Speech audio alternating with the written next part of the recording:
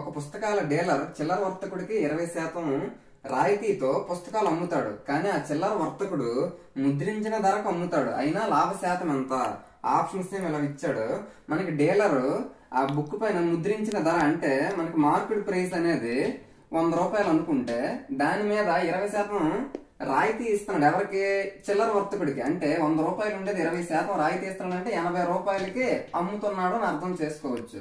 ఇప్పుడు ఆ చిల్లర వర్తకుడు 80 రూపాయలు కొన్నాడు కదా డీలర్ దగ్గర, కానీ ముద్రించిన ధరకి అమ్ముతున్నాడు. 80 రూపాయలు కొని ముద్రించిన ధర అంటే 100 రూపాయలకి అమ్ముతున్నాడు. అంటే ఎంత లాభం వస్తుంది? 80 కొన్నిది 100కి అమ్ముతున్నాడు అంటే 20 రూపాయలు లాభం వస్తుందని అర్థం చేసుకోవచ్చు. మరి లాభ శాతం అడిగాడు కాబట్టి లాభము బై కొన్న వెల. ఎంత కొన్నాడు చిల్లర వర్తకుడు? 80 రూపాయలు కొన్నాడు ఇంటూ 100.